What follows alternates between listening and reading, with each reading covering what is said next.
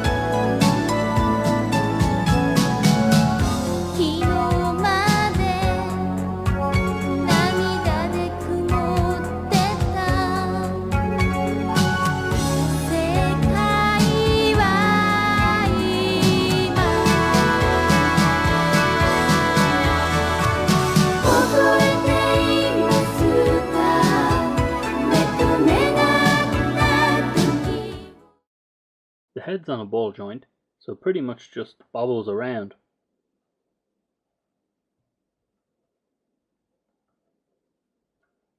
Now the shoulder joint is made up of two pieces, the arm itself and the actual shoulder guard. Both spin independently of each other, so I can move this forward and then move the arm independently.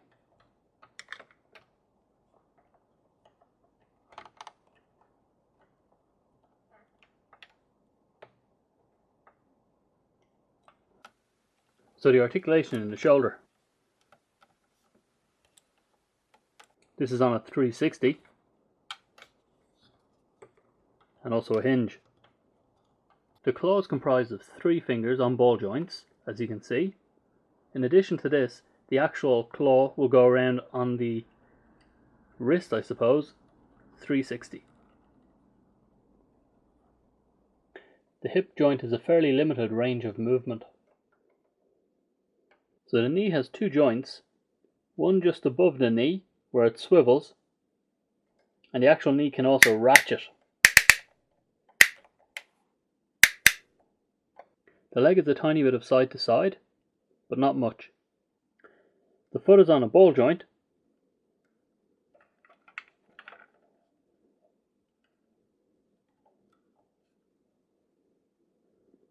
side missile pods open up like the eye. Now the leg covers just pop off. On its back is the letter of the leg that the missile should be attached to.